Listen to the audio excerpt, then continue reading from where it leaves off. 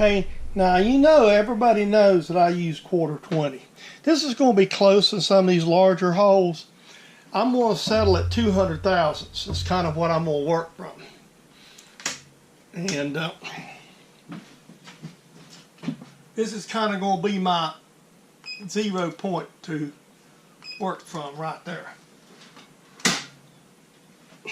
So everything will work from there. The block should be the same. We'll check them to make sure we're not having no bozo moments, but that should give it to us.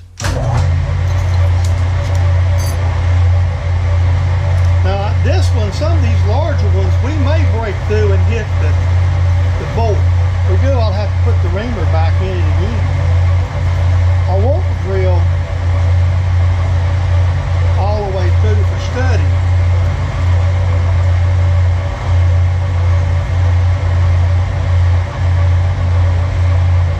Because if I'm going to power tap these, I want the holes to be through. I believe I'm missing.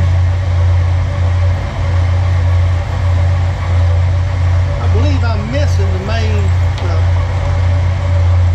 might be breaking. I'm breaking through now, I believe.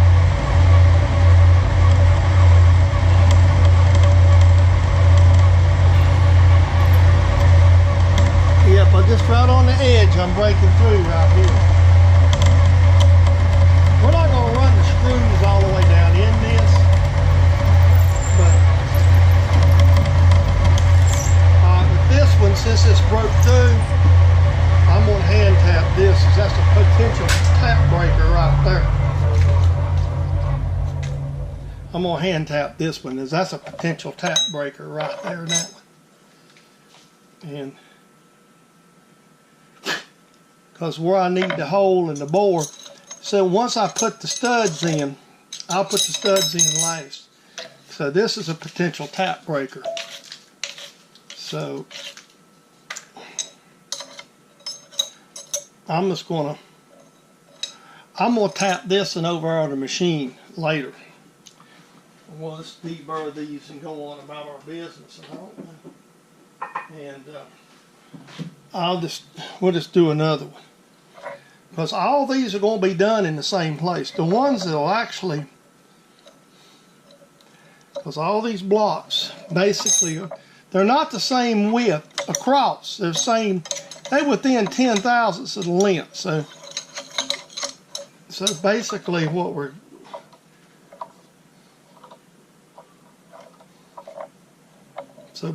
kind of what we have here, I'm having parallel problems this morning. The parallels are wanting to fall. Probably because there's a little chip. It's right there. See, I'm trying to get set up.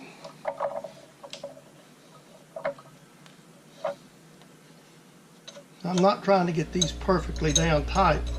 Some of these, as long as I've got them somewhat.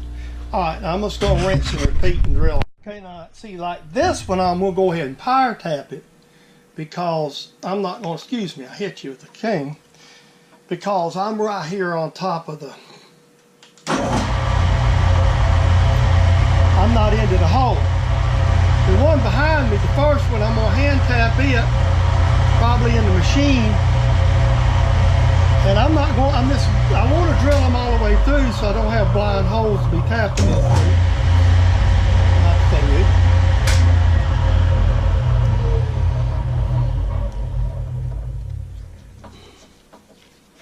One of the things you hate about these chucks compared to the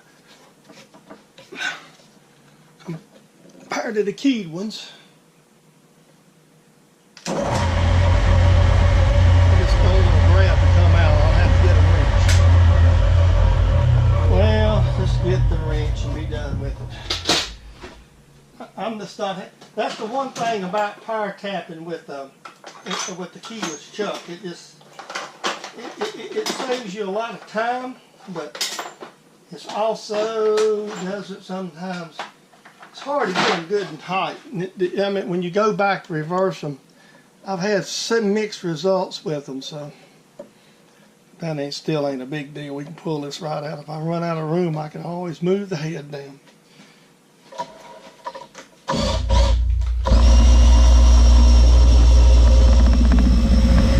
Move the head back up. We got to.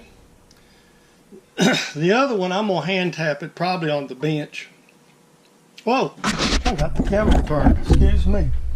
All right, bring you back. Okay, while I'm at it, I'm going to be kind of walking around, so you're going to hear audio and see me walk in and out of the camera frame. Let me kind of turn this up a bit. You might not wash it out being cloudy today.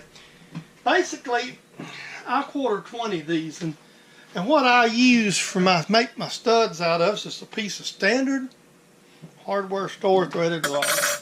These come with local Ace hardware. I hope that sounds familiar if you watch other people on YouTube. But, well, there's not an Ace in Dallas. Actually, this comes Cherryville, which is about 10-12 miles up the road or somewhat, maybe further than that. But basically what I do is a lot of times I have my mother's in a nursing facility in Shelby. And the best way to go to where it's at is to kind of go through the country. So what I'm doing is I'm mounting my studs up. I've already had some of these made because I made some up. I had to make 2 this morning. And I just kind of run this down on there. Have to get in some lock washers now.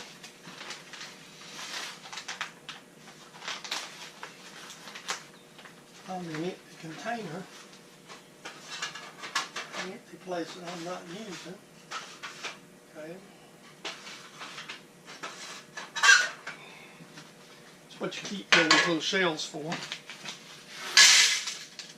I went by the Fastening the other day and picked them up. Quarter 20. And I bought the nuts, Tractor Supply. Bought a pound of bunches, quarter 20 stuff. Poplar size in my shop. Alright, so now I've got everything roughed up together. One of the things I've noticed is I made these to fit, but the boring bars, the adjustment on the lathes, it's hard to get, and these bars being a little thicker, it's hard to get it opened up enough. So that's going to be a challenge. I'll go over here and set it. I'll show you the other camera. Notice my toaster oven is just cooking right along. These are getting a little color to them. You want them to get a little bit golden color. That's probably another 20 minutes, then we'll be ready to do them. One of the other things I've ran into as I'm assembling this is there's some trash that's got in these holes. So after tapping them, I'm just running, after deburring them, after tapping, I'm just taking my cordless drill for 1032 tap and chasing each one of these holes out before we've deburred the holes out and whatnot to get all the little trash that may be in them out.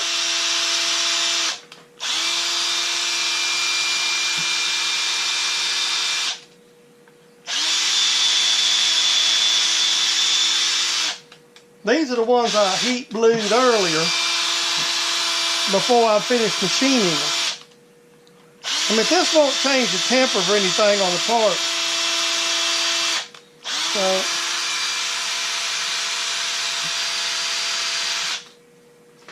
I mean, you've seen guys on YouTube probably, I've seen people use propane torches and whatnot on YouTube, works good. But you see this nice golden color these has got. These, two of these I've done isn't quite as good as the other two. Okay, into the toaster oven. Now what I'm going to do is leave these in there an hour and a half. Let them get completely soaked up hot, around 450 degrees or so. And that'll give us that nice little old golden color. So while we're doing that, we're going to go ahead and get these other ones set up. Okay, I'm going to do this as kind of a distance. You see this pan down here, this oil drain pan? This is full of some old tractor hydraulic oil I had left over. Been laying around here a while, and it's evidently draws moisture. So now we're going to see how blue these parts are to begin with. We just put them down in there like that.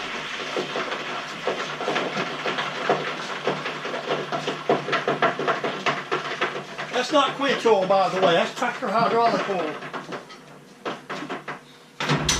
I had Keith Fenner was doing these slots, doing them in his wife's exceptional woman was doing them in his oven in the kitchen.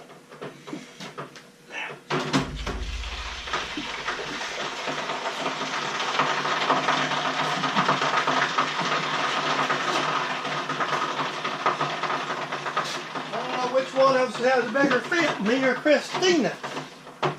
I believe I would want to do it, much less asking Chris to do it. But